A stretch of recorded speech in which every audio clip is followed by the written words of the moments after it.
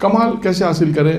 واجبات کی ادائیگی اور حرام سے اپنے آپ کو بچانا. یہ انسان آپ بڑے سے بڑے عالم اور مجتہد کے پاس جا کے پوچھتے ہیں کہ مولانا کہتے ہیں آغا صاحب ہم چاہتے ہیں کہ اچھے ہو جائیں, ہم چاہتے ہیں کہ کمال تک پہنچنا چاہتے ہیں, ہم چاہتے ہیں کہ کچھ زندگی میں کچھ کاموں کو انجام دیں.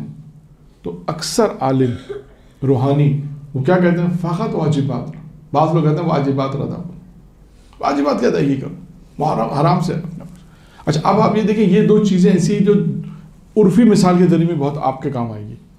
آپ طبیب کے پاس گئے, آپ کا گلا خراب تھا, تو طبیب آپ کو جو دو چیزیں کہے گا, ٹھنڈا پانی نہیں پیو, ٹھنڈی چیز نہیں کھاؤ, اور یہ دوا استعمال, میڈیسنس, یہ دوا ہے جو میڈیسنس, اس کو دو کام آپ نے کرنے پھر تو آپ کا گلا صحیح ہوگا. لیکن آپ نے کہا نہیں میں میڈیسنس تو کھا رہی ہوں, وہ تو میں کھاؤں گی لیکن ٹھنڈا پانی بھی پیوں گی, مرتب ٹھنڈا پانی پی رہے ہیں, مرتب ٹھنڈی بوتل پی رہی ہیں, دوا بھی کھا رہی ہیں, جو ڈاکٹر نے دوائی دی اس کو کھا رہی ہے مرتب, وہ بھی مرتب صبح دوپہر شام مرتب وہ بھی کھا رہی ہے, تو کیا گلا صحیح ہوگا؟ کیوں؟ آپ کیا میں دوائی تو کھا رہی ہوں. کیوں؟ دوسری طرف جو احتیاط کرنی ہے, جو ٹھنڈا پانی نہیں پینا, اس کو آپ انجام دیں. بالکل اسی طرح یہاں پر بھی واجبات کی ادائیگی کے ساتھ ساتھ حرام سے بھی اپنے آپ کو بچانا ہے. آپ نے کہا میں نماز تو پڑھ رہی ہوں, روزہ تو رکھ رہی ہوں, حجاب کر رہی ہوں, جو واجب اللہ نے کہ تمام واجبات کی ادائیگی کروں, لیکن دوسری طرف مثال کے طور پہ خدا نخواستہ ایسی محفل میں جانا جو حرام میں وہاں جا رہے ہیں, غیبت کرنا وہ بھی کر رہے ہیں, کسی برائی کرنا وہ بھی کر رہے ہیں, گناہ کے کاموں کو بھی ساتھ ساتھ اگر انجام دے رہے ہیں, تو وہ انسان اس کمال تک نہیں پہنچے گا. اس کی بہترین مثال یہی کہ انسان کا گلا اس وقت صحیح ہوگا جب دونوں کام انجام دے جائیں گے. میڈیسنز کے ساتھ ساتھ احتیاط بھی ضروری, ٹھنڈا پانی بھی منع کیا جب تک. تو پتہ چلا کہ دو چیزیں کو انجام دیں گے تو انسان اپنی اس بیماری سے نجات حاصل کرے گا. بالکل اسی طرح واجبات کی ادائیگی کے ساتھ ساتھ محرمات سے بھی انسان اپنے آپ کو بچائے, ترک حرام بھی اپنے آپ کو بچائے گا, تو پھر وہ ارتقاء کی طرف بڑھے گا. تبھی آپ دیکھیں ایک روایت ہے معراج کی کہ پیغمبر, یہ معراج کی روایت نہیں ہے, دوسری روایتوں میں ہے, ایک جملہ ہے کہ انسان کے پاس ایسا تقوی ہو کہ جو اسے حرام سے بچائے.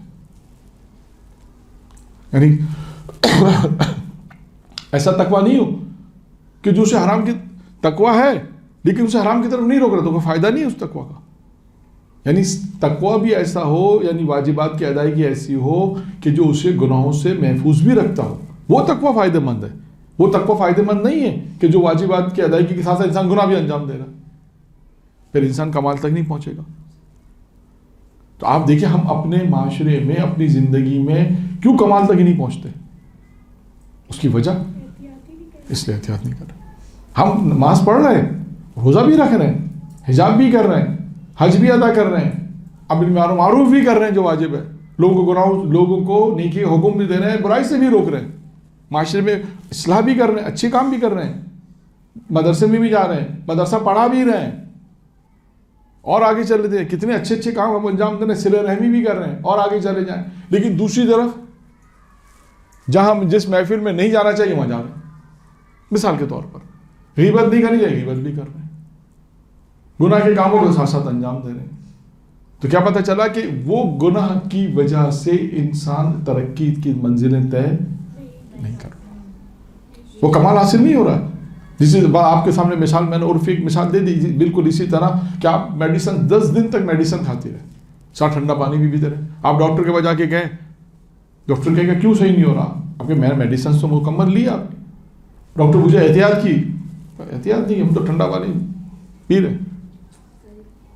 پھر ڈاکٹر کیا کہے گا؟ پھر میں آپ کا علاج نہیں کرتا. بعض ڈاکٹر ہیں وہ صاف منع کر دیتے ہیں کہ ہم اس پیشنٹ کا علاج نہیں کرتے جو ہماری بات نہیں مانتا. خیر, تو کہنا مقصد یہ کہ یہ کمال تک پہنچنے کے لیے اہم وسیلہ ہے. آپ دیکھیے گا کہ جتنی بھی لوگ, ہسٹری پڑھیے گا ان لوگوں کی, ابھی تو ہمارا وقت نہیں, ورنہ انشاءاللہ کبھی وقت ہوا تو وہ افراد جو جن لوگوں نے کمال حاصل کیا, میں نے عرض کیا تھا کمال تک پہنچے, انہوں نے اپنی زندگی میں بھی بتایا کہ انسان کو زندگی میں بھی بتایا, لوگوں کو بھی بتایا کہ تمہیں اگر کمال تک پہنچنا ہے تو ان کاموں کو انجام دینا پڑے گا. ان میں آپ دیکھیے آگا خونساری کا جو میں نے عرض کیا اس میں بھی ایک جملہ یہی ہے. طلبہ کے لیے پوچھا طلبہ کے لیے کیا کریں, طلبہ کو کیا کرنا چاہیے, طلبہ کے لیے کیا نصیحت کریں گے, تقوی اختیار کرو اور درس پڑھو.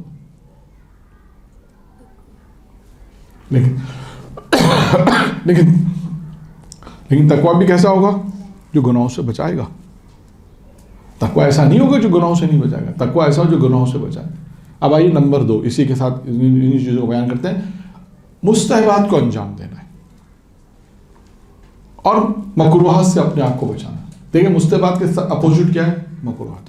واجبات کے اپوزٹ محرمات. مستحبات کو انجام دینا ہے. دیکھیں مستحبات کو انجام دینا ہے, اور یہ بھی بہت اہم چیز ہے ہمارے یہاں. کیوں بہت سے ایسے مستحبات, یعنی بہت سے مستحبات جو ہیں لوگ انجام نہیں دیتے, جس کی بنا پر وہ ثواب حاصل نہیں کر پاتے. اور یہاں پر میں ایک قصہ بھی آپ کو بیان کروں. تاریخ واقعہ ہے, کتاب کا نام ہے سیمِ فرزگان, جہاں تک مجھے یاد ہے. فارسی میں ایک زمانے میں دیکھی تھی, اردو میں پتہ نہیں ترجمہ نہیں ہوا, نہیں معلوم نہیں. لیکن اس کتاب میں یہ واقعہ لکھا گیا ہے کہ غالباً شہید اول کے بیٹے نے پیغمبر اسلام کو خواب میں دیکھا اور پوچھا, پیغمبر اسلام سے ایک سوال پوچھا.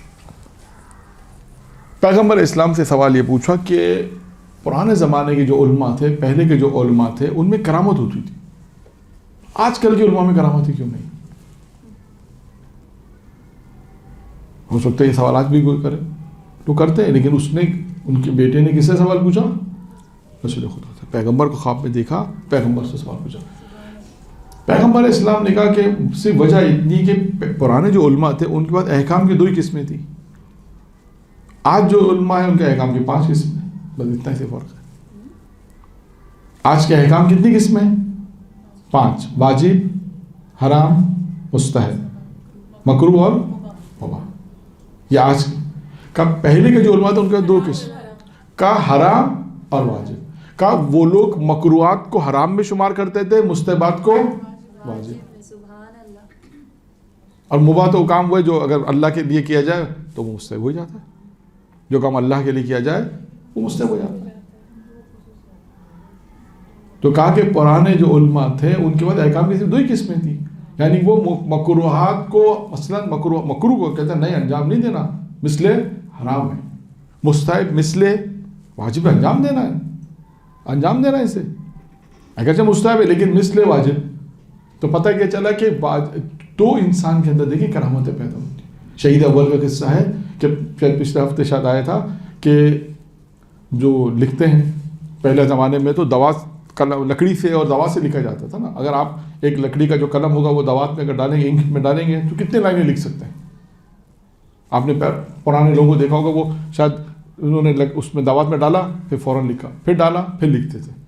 کہتے ہیں شہید ثانی کے لیے مشہور ہے یا لکھا گیا ہے کتابوں میں, ان کے واقعات اہل علم بیان کرتے ہیں کہ وہ ایک دفعہ دوات میں ڈالنے کے بعد, انک میں ڈالنے کے بعد 40 لائنیں لکھا کرتے ہیں. یہ کرامت ہے جی, بالکل یہ کرامت. ہاں اچھا, یہ کمال بھی ہے, کمال ہے نہیں ہے تو کیسے پہنچے؟ وہی پیغمبر نے ایک فارمولہ بیان کر دیا کہ مستحبات مثل واجبات. آج ہمارے یہاں کوئی کام ایسا ہے کہ بھئی بہت سے کام کا یہ انجام دو, مستحب میں سے چھوڑ دو, کیا فرق پڑتا ہے؟ مستحب تو ہے, واجب تو نہیں ہے نا, چھوڑ دیا. کوئی ایسے کام انجام دینا ہے کا مکروہ ہے, کا مکروہ ہے نا, حرام تو نہیں ہے نا. چھوڑنے میں کیا, انجام دینے کا ثواب ہی کم ملے گا, انجام دے دیتے ہیں, کیا فرق پڑتا ہے, ثواب ہی کم ملے گا, اس کو چھوڑ دیا. تو یہ وجوہات بنتی ہیں کہ, اور ایک آیت اللہ کا بھی واقعہ ہے کہ جس میں جب وہ دنیا سے جا رہے تھے, وہی اسی کے ذمے کہ جب وہ دنیا سے جا رہے تھے تو ان سے پوچھا کسی نے, ان سے کسی نے پوچھا کہ آپ نے زندگی میں کبھی کوئی مباح کام کیا ہے, مکروہ کام کیا ہے؟ مکروہ کام. تو مکروہ تو چھوڑو, میں نے مباح بھی نہیں کیا. تو انہوں نے کہا آپ نے مباح نہیں کیا, مباح تو کھانا پینا اٹھنا بیٹھنا سب کام تو مباح ہے, یہ تو اپنی ساری زندگی کے. کہاں کی زندگی, لیکن اللہ کے لیے کی. جب اللہ کے لیے کیے ہے تو وہ مستحب بن جاتا ہے, تو وہ مباح ہی نہیں رہا. تو یہ پیغام ہے کہ ہم اپنی پوری زندگی کو اللہ کے لیے اس طرح وقف کریں, جو کام بھی کریں اللہ کے لیے کریں, تو وہ بات جو ہے وہ مستحب میں تبدیل ہو جائے گا, آپ کو ثواب بھی ملے گا. پھر اس کے بعد آتے ہیں اچھا اب جو مستحبات کی فہرست آتی ہے اس میں مستحبات میں جو چیزیں آتی ہیں اس میں ہے کہ نماز اول وقت، نماز تو پڑھنی ہے اول وقت. پچھلے ہفتے واقعہ آ گیا تھا. تین چیزیں جو تھیں ایک شخص کو چاہیے تھیں. تین چیزوں کی کلید ایک ہی چیز تھی. کہا کہ شادی نہیں ہو رہی تھی، میں چاہتا ہوں جلدی شادی ہو جائے. میں بہت مختصر بیان کیا اور پچھلے ہفتے بیان کیا تھا. پھر اس کے بعد کیا کہا؟ ایک اچھا کاروبار اور حج. تو آیت اللہ حسن ناخودی جو مشہد میں تھے انہوں نے ان تین کہتے ہیں مشکل چیزوں کی کلید یعنی تین تالوں کی چابی ایک ہی چابی تھا، ایک ہی چابی چیز تھی. کیا کہا کہ نماز اول وقت میں پڑھو تمہاری تھماؤ. تو وہ شخص بیان کرتا ہے کہ میں نے بہت کم وقت میں نماز اول وقت کو پڑھنا شروع کی اور تو کم وقت میں ان تین چیزوں کو حاصل کر لی. مستحبات میں جب انسان شروع کرے، مستحبات نماز ہے، پھر نماز اول وقت میں ہے. نماز اب البتہ آپ کے لیے ممکن نہیں ہے کہ نماز جماعت کے ساتھ ہو، مسجد میں ہو، لیکن یہ جو چیزیں ممکن ہیں تو اس میں اذان و اقامت، یہ تو آپ لوگ کے لیے کہ اذان میں اذان و اقامت، تاقیبات کا پڑھنا، یہ سب چیزیں ہیں تاقیبات کا پڑھنا. پھر آ جائیں قرآن، یہ بہت اہم چیز ہے.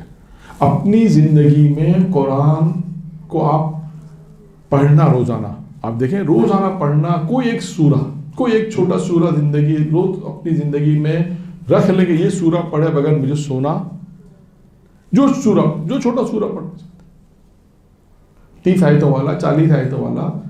اگر سورہ یاسین ہے تو 83 آیتیں ہیں، بہترین ہے. کہا جاتا ہے کم از کم 50 آیتیں روزانہ کی پڑھی جائیں. اب دیکھیں قرآن کی بات آئی تو ایک مثال میں آپ کو دوں. قرآن کرتا کیا کام؟ یعنی اگر آپ تلاوت قرآن کریں تو ویسے بہت سے فوائد ہیں. انسان کے گھروں کو منور کرتا ہے. انسان کے روایت میں کہ قرآن انسان کے گھروں کو منور کرتا ہے، وہاں پہ شیطان پھر نہیں آتا. اور بھی بہت سے فوائد ہیں. ایک اور چیز قرآن کی فضیلت میں اور قرآن کے ایک کتاب میں ایک رائٹر نے بہت اچھی مثال دی. آپ کو میں دنیاوی طور پہ ایک مثال دوں. یہ اینک، میری اینک یا آپ کی اینک کیا کام کرتی ہے؟ اگر میں اینک اتار دوں تو مجھے دکھے گا ہی نہیں، دھندلا کیا دکھے گا ہی نہیں. یعنی اینک کا کام کیا ہے کہ اس دور کی چیز کو قریب کر دیتی، اس کو ویژن بڑھا دیتی. مائک کیا کام کر رہا ہے؟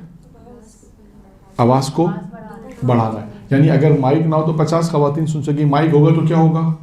200 خواتین سن سکیں گی، باہر والی خواتین سن سکیں گی. مائک آپ نیچے لگا دیں، اسپیکر نیچے لگا دیں تو نیچے کے لوگ بھی سن سکیں گے، اوپر لگا دیں اوپر کے لوگ بھی. تو مائک نے کیا کام کیا؟ میری آواز کی جو پاور کہہ لیں، ورس کیا کہتے ہیں اسے، ویژن اس کو بڑھا دیا، ویژن کو بڑھا دیا، اسپیچ بڑھا دیا. سب سے آسان لفظ.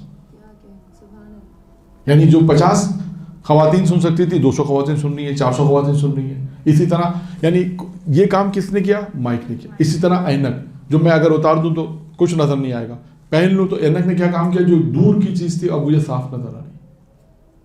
تو آپ کہتے ہیں کہ قرآن کیا کام کرتا ہے؟ کہا قرآن انسان کے قلب کے ویژن کو بڑھا دیتا ہے. قرآن یہ کام کرتا ہے. روزانہ تلاوت قرآن کریں گے تو قلب کے اندر ایک استطاعت، آپ کی وسعت ہو جائے گی، جلدی انسان سمجھنے لگے گا. پہلے انسان کن ذہن تھا، جسے کہتے ہیں نا انسان کے ذہن کی صلاحیت کو بڑھا دے گا. اس کو آسان الفاظ میں یہ پڑھ لیں. بہت سے ایسے لوگ ہیں جو بہت جلدی نہیں سمجھتے. جیسے حافظے کے لیے بھی کیا جاتا کہ قرآن کی تلاوت کریں. حافظے کے لیے بھی کہ انسان تلاوت قرآن کرے تو حافظہ انسان کا. لیکن جیسے آپ لوگ خواتین مجلس پڑھتی ہیں تو اس میں ایک حافظہ بہت اہم چیز ہے. پڑھتے پڑھتے بھول جائیں گی تو کیا ہوگا؟ بھول جائیں گے، ایسا ہوتا ہے. تو کہنے کا مقصد ہے کہ قرآن روزانہ کوئی ایک چھوٹا سورہ، جیسے آج کیا چھوٹا سورہ لینا ہے 30 آیتیں 40 آیتوں والا، جو روز پھر اگر اچھا ہو جائے اور عادت ہو جائے، پھر بڑے بڑے مرجع مجتہد وہی ائمہ کی روایت سے یہی نتیجہ نکالتے ہیں. بڑے اہل علم کے پاس جائیں، منبریوں کے پاس جائیں، وہ یہی کہتے ہیں کہ آپ قرآن سے اپنی آشنائی پیدا کریں، قرآن کو اپنا دوست بنائیں، قرآن کو اپنا دوست بنائیں، قرآن سے آشنائی پیدا کریں. آپ دیکھیں جب انسان زیادہ قرآن پڑھنے لگے گا، عادت ہو جائے گی، تو وہ بہت سی چیزوں میں وہ قرآن کی مثالیں بھی دے گا کہ ہاں قرآن کے فلاں سورہ میں یہ ذکر آیا. اگر وہ آہستہ آہستہ اپنے بڑھائے گا، پھر ترجمہ بھی پڑھے گا تو اس سے بہت ساری چیزیں قرآن سے مربوط چیزیں یاد ہو جائیں گی. کوئی ذکر آئے گا تو کہے گا ہاں اصحاب کہف کا ذکر فلاں سورہ میں آیا، فلاں بنی اسرائیل کا ذکر وہ آئے گا تو کہا فلاں سورہ میں آیا. اگر اس نے ترجمہ بھی ساتھ ساتھ پڑھے، بعد میں آہستہ آہستہ عادت تو دیکھیں تلاوت قرآن یہ انسان کی ترقی کے لیے کہتے ہیں کہ بہت اہم کردار، کمال تک انسان کو پہنچاتا ہے. یہ سب چیزیں ہیں جو انسان کو کمال تک پہنچاتی ہیں. جو ہم لوگ سے مراد مدرسے کے لوگ، طالب علم، مولانا حضرات، ذاکرہ حضرات، جو مبتدی ہیں پڑھنے والے، یہ ہر شخص چاہتا ہے میں آگے بڑھوں، ہر شخص چاہتا ہے ترقی کروں. تو ترقی کے لیے انسان کو کمال کے لیے کچھ قربانی دینی پڑے گی. وہ قربانی یہی ساری چیزیں، انسان واجبات کی ادائیگی کرے، مستحبات کی ادائیگی کرے، حرام سے اپنے آپ کو بچائے، مکروہات سے اپنے آپ کو بچائے. اس کے بعد جو ہے وہ اگر نماز کی بات ہے، تاقیبات، اگر انسان مرتب تاقیبات پڑھے، مستحب نمازیں ہیں، اذان اقامت ہے، قرآن کی تلاوت ہے. قرآن کی دیکھیں، قرآن انسان کے بہت اہم ترین کام. میں نے کہا کہ قرآن اگر انسان مرتب قرآن پڑھتا ہے، آپ دیکھیں بڑے آیت اللہ یا اہل ممبر، سب جو لوگ جو قرآن سے وابستہ ہیں، وہ یہی کہتے ہیں آپ قرآن کو اپنا دوست بنائیں، قرآن سے آپ کی دوستی ہونی چاہیے. اور اس کے بعد دعا اور ذکر، اس کا بھی سلسلہ انسانی زندگی میں ہونا چاہیے. دعا اور ذکر، یہ بھی انسان کی زندگی میں پروردگار سے دعا کرتا رہے. ذکر کا کوئی وظیفہ جو روزانہ دعا پڑھنے، آج کی تسبیح جیسے درود کی تسبیح ہے، انسان اس کو پڑھے. اس طرح روزانہ کی تسبیح ہے، کوئی ذکر ہے، انسان اس کو پڑھے. انسان عادت ڈالے کہ میں اپنے آپ کو پابند. بعض اوقات لوگ دیکھیں پابند بناتے ہیں تو پھر کامیاب ہوتا ہے. کبھی کیا، کبھی نہیں کیا، کبھی کیا، وہ فائدہ نہیں دیتا. روز انسان اپنے آپ کو پابند بنائے کہ میں یہ ذکر مجھے پڑھنا ہے، یہ دعا مجھے پڑھنی ہے. پھر دیکھیں انسانی زندگی میں تبدیلی آتی ہے، ایسا نہیں آتی. بس شرط ہے کہ وہ تمام شرائط مرتب ہونے چاہیے. پھر اس کے بعد ہے توسل اہل بیت، جو میں نے آپ سے عرض کیا کہ دیکھیں توسل اہل بیت. ابھی آپ کے سامنے بھی میں نے واقعہ بیان کیا، امام زمانہ کا توسل تھا. اس جناب عباس کا واقعہ میں تھا، اس نے توبہ کے لیے پڑھا، لیکن پہنچا مجلس سے ذکر عباس نے اس کو ہدایت. تو اب توسل، اب آئیے توسل میں ایک واقعہ شاید آپ لوگوں نے سنا ہوگا، لیکن چلے بیان کر دیتا ہوں. نجف اشرف کا واقعہ ہے، اور بھی بہت سے واقعات ہیں، لیکن شاید شیخ مرتضیٰ انصاری کا واقعہ ہے. مجھے نہیں معلوم، میں نے تو شاید پتہ نہیں پڑھا یاد نہیں ہے شاید، لیکن بہرحال توسل کے میں آئے تو ضمنی طور پہ اس واقعے کو پڑھ دیتا ہوں تاکہ آپ دیکھیں گے توسل کتنا اہم ہے اور انسان کو کہاں پہنچا دیتا ہے. شیخ مرتضیٰ انصاری نجف اشرف میں آج سے تقریباً 150-200 سال پرانے مرجع پشت ہیں. خود ان کے اپنے واقعات بڑے دلچسپ واقعات ہیں. ان میں سے ایک واقعہ میں اور آپ کو سنا دیتا ہوں. ایک مرتبہ ان کی زوجہ نے ان سے کہا کہ بھائی مجھے ایک چادر چاہیے. سنا آپ نے واقعہ یہ؟ نہیں سنا. ایک چادر چاہیے. تو پوچھا کس لیے چادر چاہیے، کیا کام ہے؟ کہا کہ یہ جو بستر رکھے ہوتے ہیں گھروں میں، اس بستر پہ ڈالنی ہے چادر.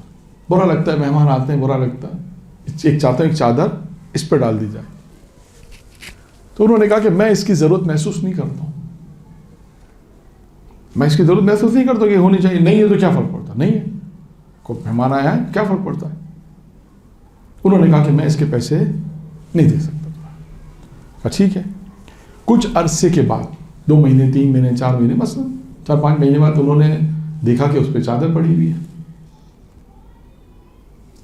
پوچھا تو جا چلے، پوچھا اپنی بیگم سے.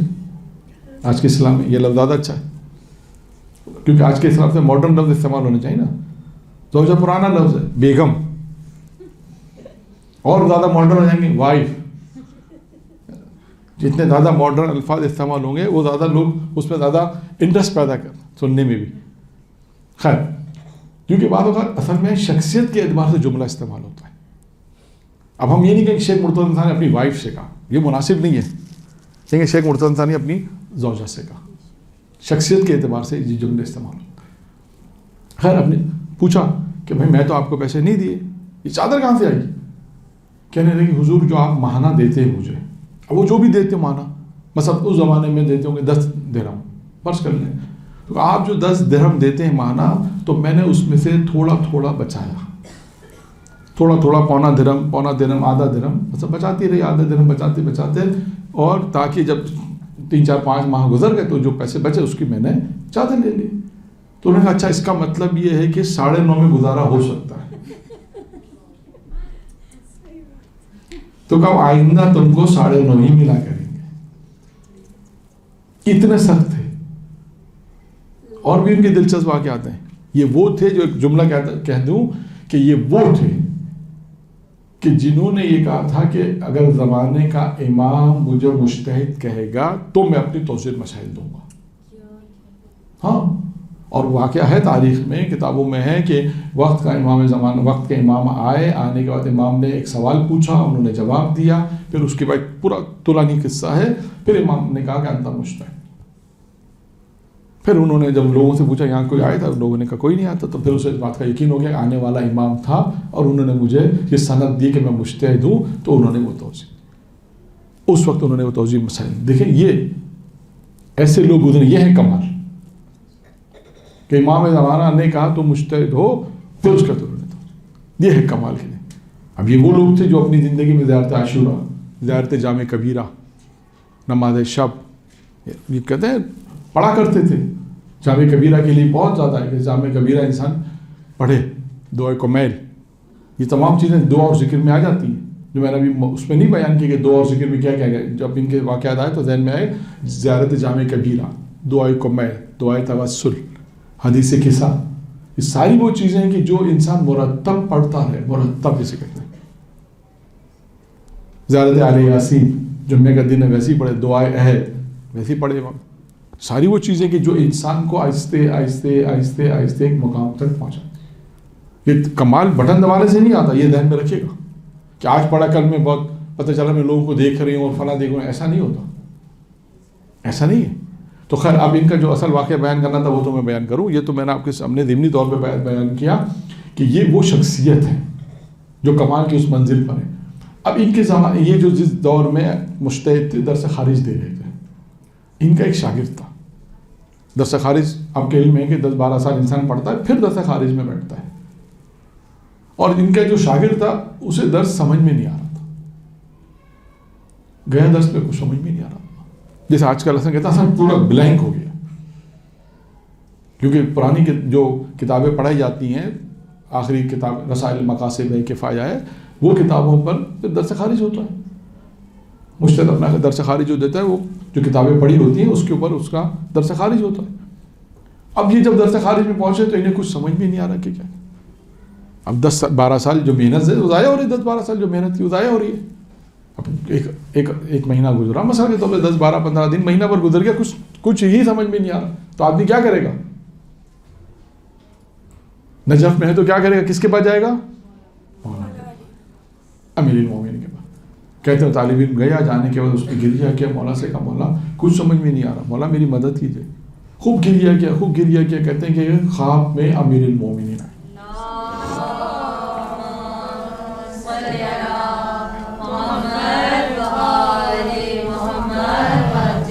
خواب میں امیر المومنین آئے اور آنے کے بعد اس کے کان میں کہا بسم اللہ الرحمن الرحیم. اب آپ سوچیں جس کے کان میں مولا بسم اللہ پڑھے اس کی ذہن کی کیفیت کیا ہوگی. اب جب یہ درس پہ پہنچے تو ان کو درس ایکسٹراڈنری سمجھ میں آنے لگا، بہت زیادہ سمجھ میں آنے لگا. اچھا اب یہ باریک سے باریک اعتراض بھی کر رہے ہیں. اچھا لوگ طالب علم دیکھ بھی رہے ہیں کہ یہ اعتراض کسی کی سمجھ میں نہیں آ رہا. مثلا روزانہ یہ سلسلہ چلتا ہے کچھ دنوں تک. استاد بہرحال استاد ہوتا ہے، یہ یاد رکھیے گا. استاد نے دیکھا، روز دیکھتے تھے یہ سوالات کر رہے ہیں، باریک سوالات کر رہے ہیں. استاد بہرحال استاد ہوتا ہے. استاد روزانہ ان کے جوابات دیتے رہے. ایک دن استاد ممبر سے اترے، اس کے قریب آئے، اس کے کان میں ایک جملہ کہا اور چلے گئے. اور آج کے اسلام میں اس کو میں اپنے الفاظ میں تعبیر کریں کہ جو جملے کے بعد اس کا چہرہ اتر گیا.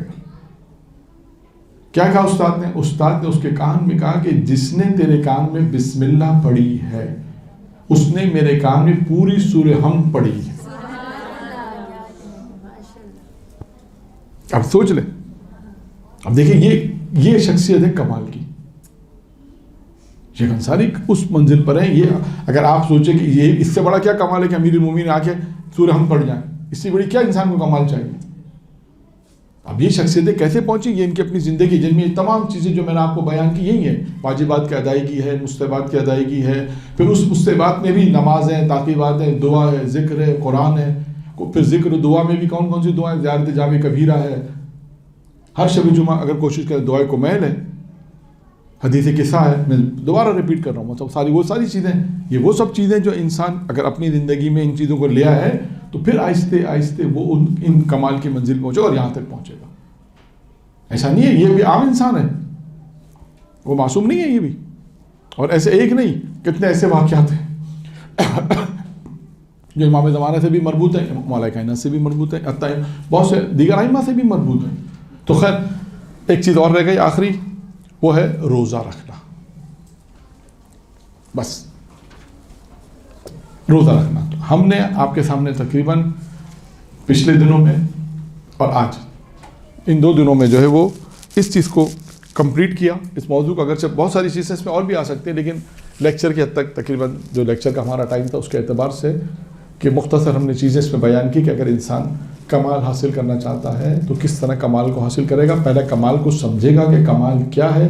آج کی مثال میں بھی آپ دیکھیں، خود 2 مثالیں آپ کو میں نے دے دی. خود شیخ انصاری کی مثال آپ لے لیں کہ خود شیخ انصاری ایک کمال کی منزل پہ پہنچے.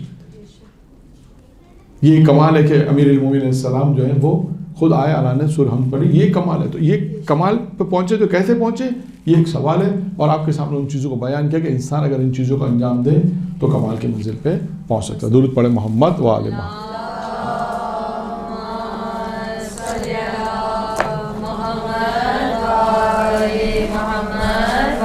فرج و مطمئن